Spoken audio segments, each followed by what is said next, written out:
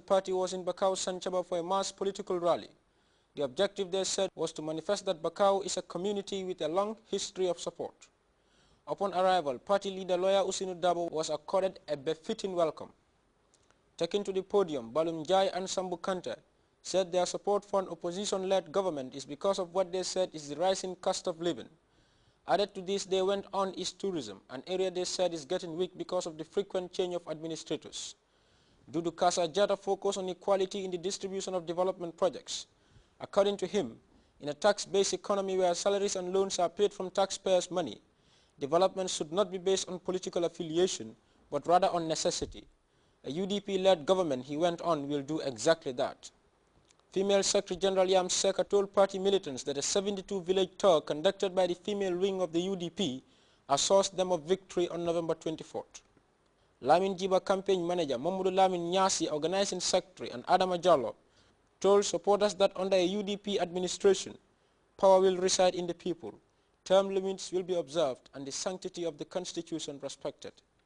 After Dembo Bojan's call for an improved judiciary and security of appointments, lawyer Usenu Dabo took to the podium where he is taking on the APRC after losing consistently on 3 occasions. Give your votes to UDP so that we will establish in this country a youth entrepreneurship fund, a fund that will be tapped into by youths of all categories, irrespective of place of origin, irrespective of political persuasion, and irrespective of your ethnicity. Bakau, despite its century-long history of support for the opposition, has in recent times witnessed some high-profile defections to the APRC. However, a final proof of the whole political status quo in the town will come to light when Gambians go to the polls. Modul Amin Sise, Grts News. Well, you can follow that story and other GRTS programs live on www.grts.gm. There you can also monitor GRTS Radio live. Time now to take our first break. When we come back, we'll take a look at news from outside the Gambia.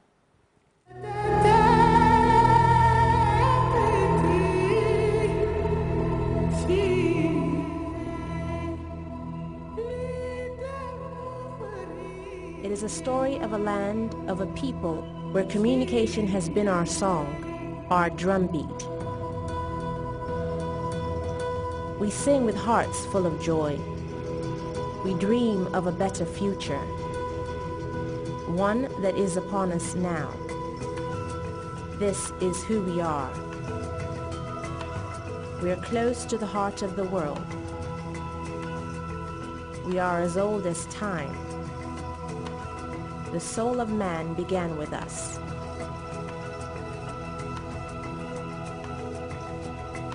We are Africa.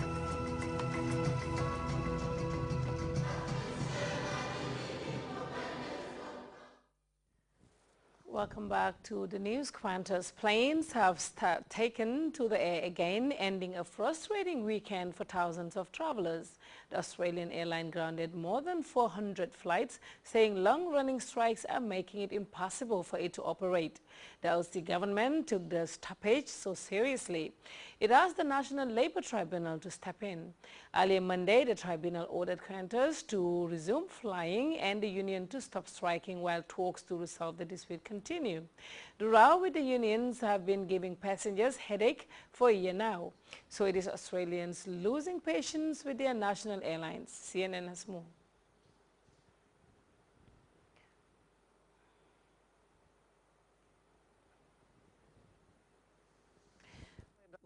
Qantas passengers, when finally the announcement came through, the Qantas were cleared to take to the skies again, 44 hours after the shock lockout which was initiated. It's going to take about 2 days, though, to get operations back to normal. Passengers breathing a huge sigh of relief. There was relief more than frustration today. They say, in many cases, they understand why Qantas did what it did, and they're very happy to see that the strike is now over. But Qantas still has to strike a deal with the unions. They now have 3 weeks in which they will negotiate with the unions to try and get a deal. If that fails, the government will step in and make a deal for them.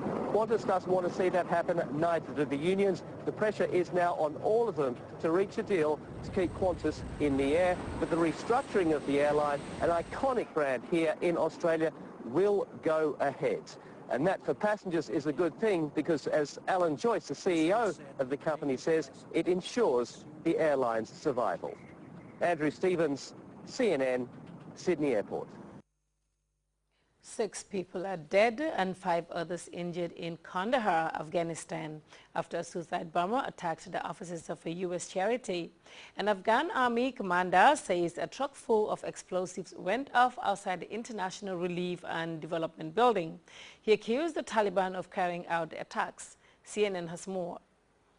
This explosion born on a truck outside the compound of the U.S. charity IRD happened just after dawn, beginning this attack, after which it appears gunmen began to attack, some of them taking up position in a building nearby this compound, which is also near a guest house and some other key facilities for NGOs in the southern key city of Kandahar. The attack seemed to have gone on for some time. The Afghan army commander we've spoken to saying 4 people died, 3 of them Afghan security guards, 1 Afghan civilian, and 2 suicide attackers were also shot dead.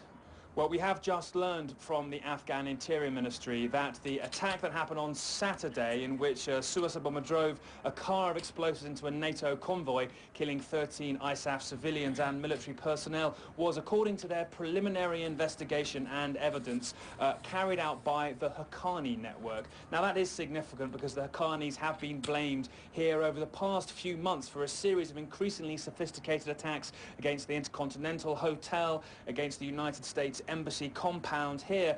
They are saying that their investigations here are at an early stage, but the evidence they have suggests the Haqqanis were behind this. That makes sense to some analysts because the Haqqanis have been increasingly sophisticated in their tactics.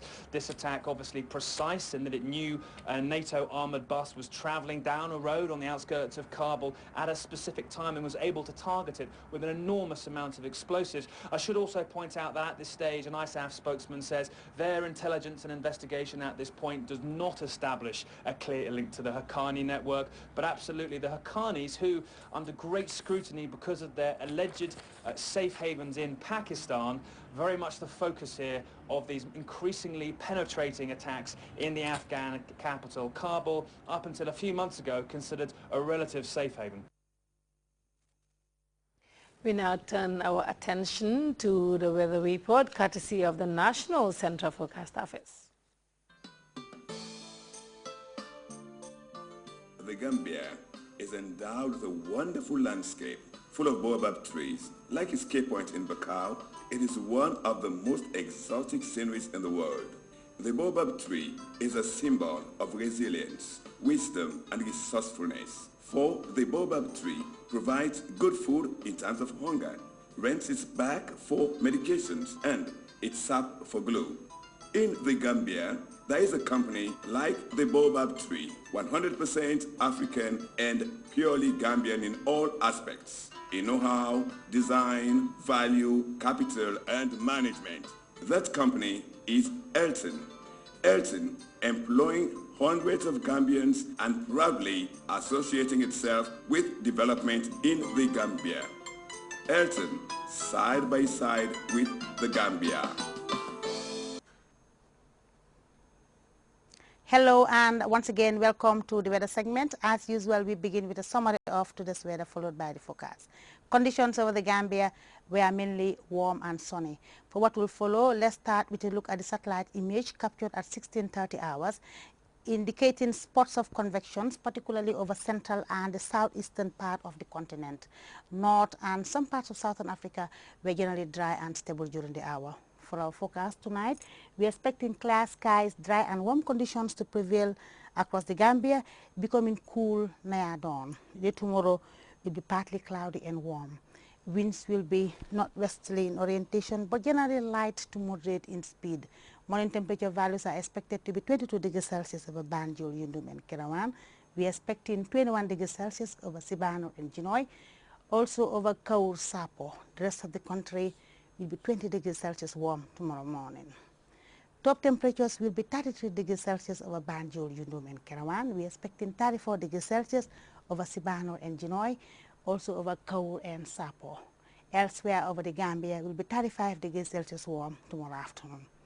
Low tides are expected to be 0.41 meters at 7:37 a.m.